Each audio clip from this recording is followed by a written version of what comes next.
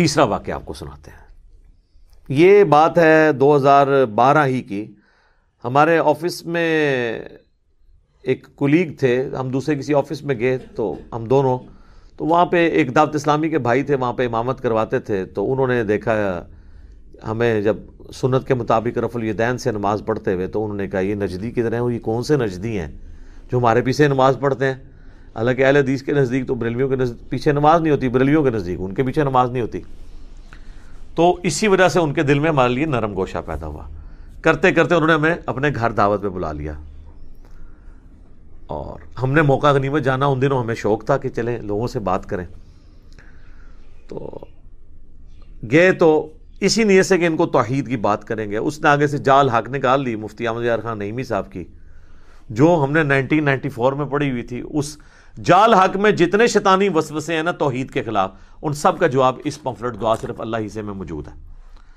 اچھا, وہ جناب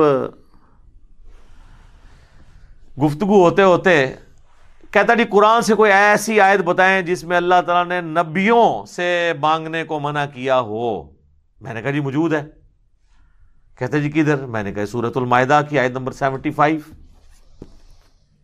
مل مسیح ابن مریم الا رسول, عیسیٰ ابن مریم تو نہیں تھے مگر ایک رسول ہی, قد خلت من قبلہ الرسل, اور ان سے پہلے بھی کئی رسول گزرے ہیں. وَأُمُّهُ صدیقہ, اور ان کی ماں سچی عورت تھی. بیٹا اولو العزم پیغمبر, 5 پیغمبروں میں سے, محمد رسول اللہ, ابراہیم خلیل اللہ, موسیٰ کلیم اللہ, اور نوح صفی اللہ, اور عیسیٰ روح اللہ. یہ 5 اولو العزم پیغمبر ہیں جو سورہ الشورى اور سورۃ الاحزاب میں اللہ نے بتائے ہیں.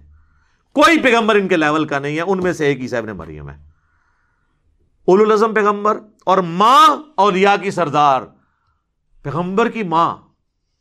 کون سا ولی اس کا مقابلہ کر سکتا ہے؟ جس کو اللہ تعالیٰ نے چن لیا, آل عمران کو, ان کے نام پہ صورت ہے. ان کے والدہ نے منت مانی تھی نا کہ مجھے ایک بیٹا ملے تو ہیکل سلمانی, ٹیمپل آف سلیمان کی خدمت کے لیے میں اسے وہاں کے لیے وقف کر دوں گی, وہ مجاور ہوگا وہاں کا, اور وہ درگاہ چلائے گا. درگاہ یعنی یہ وہ پیری مریدی والی درگاہ نہیں, توحید والی. جس طرح ہماری بھی یہ دار ارکم ہے, ہم اسے اکیڈمی بھی کہتے ہیں, اور یہ ہماری خانقاہ بھی ہے جہاں پہ ہم توحید کی دعوت پیش کرتے ہیں. تو لیکن وہ بیٹی پیدا ہوئی. اللہ نے کہا کہ کوئی بیٹا بھی اس بیٹی جیسا نہیں ہوگا جو ہم نے تجھے بیٹی دی ہے. کیوں کہ اس سے آگے اولاد کو ہم, اور حضرت مریم خود جان والوں کے لیے نشانی بنی ہے, کیونکہ وہ بغیر خاوند کے ان کو اولاد ہوئی ہے. اس حوالے سے حضرت مریم خود بھی ایک پوری انسانیت کے لیے نشانی ہے اللہ کی. پیغمبر نہیں تھی لیکن بہت بڑی اللہ کی نشانی ہے. یہ 3 ہی بندے ہیں, حضرت آدم, سیدہ مریم اور عیسیٰ ابن مریم, جن کے ساتھ یہ یونیک کیس ہے. آدم کے نہ ماں نہ باپ, اور حضرت مریم کو بغیر خاوند کے اولاد, اور حضرت عیسیٰ علیہ السلام کی ماں تھی, باپ کوئی نہیں تھا. اس حوالے سے ان تینوں کی کوئی اور آپ مثال نہیں پیش کر سکتے. تو دونوں آگے اللہ فرماتا ہے کانا یاکلان الطعام, دونوں کھانا کھانے کے محتاج تھے. میں نے کہا دیکھ لو, اللہ تعالیٰ کہہ رہا ہے وہ بھی محتاج تھے. اور کس کے؟ روٹی کے. اب آپ نے کہنا ہے پیغمبر روٹی کا محتاج ہو گیا, پھر روٹی کا مرتبہ زیادہ ہو گیا. یہی کہانیاں کرا دینا. اچھا جی, وہ اگر چڑیا اڑ سکتی ہے تو بزرگ کیوں نہیں اڑ سکتے؟ تو اڑے نا یار, دکھائیں اڑ کے. تو اگلی بات ہے کہ بزرگوں کے ماننے والے تو چڑیا سے افضل ہے نا, اشرف المخلوقات ہے نا, تو ماننے والے ہی کو اڑ کے دکھا دے تو ہم کہہ دیں گے ٹھیک ہے, ورنہ آپ چڑیا سے بھی گئے گزرے ہیں, چڑیا اڑ سکتی ہے. یار چڑیا کو اللہ نے کیپیبلٹی دی ہے, انسان کو نہیں دی ہے. اس سے افضلیت غیر افضلیت کا کیا فرق پڑتا ہے؟ تو اللہ فرماتا ہے روٹی کھانے کے محتاج سے. انظر کیف نبین لہم الآیات, تم دیکھو ہم اپنی آیات کس طرح کھول کر بیان کرتے ہیں. ثم انظر, پھر تم ان کی طرف دیکھو, انا یؤفکون, یہ کہاں گرے جاتے ہیں. اللہ فرماتا ہے اس سے زیادہ میں کیسے سمجھاؤں کہ روٹی کا محتاج کوئی ہو اور اس کو یہ مشکل کشا بنائے بیٹھے ہیں. دیکھو ہم آیات کھول کے بیان کرتے ہیں اور ان کا گیر الٹا ہی لگا ہوا ہے. اگلی بات, قل اتعبدون من دون اللہ, اے نبی ان کرسچن سے کہو اللہ کو چھوڑ کر عیسیٰ اور ان کی ماں, ان کو تم ان کی عبادت کر رہے ہو. ما لا یملک لکم ضرا ولا نفعا, جو نہ مالک ہیں تمہارے کسی نقصان کے نہ کسی نفع کے. میں نے کہا دیکھ لو یہاں پہ آ گیا, کہتا تو ہم تو نبی الاسلام کی یا بزرگوں کی عبادت نہیں کرتے، یہاں تو آیا تھا عبادت کرتے ہو ایسے کی. تو عیسائیوں کو اللہ نے اس لیے کہا ہے کہ وہ عبادت کرتے تھے. ہم تو نبی الاسلام کو اللہ کا بندہ مانتے ہیں اور نماز میں عبدہ و رسول پڑھتے ہیں. میں نے کہا نا، پرانیاں گلاں، پرانے بہانے، پرانے بزرگ.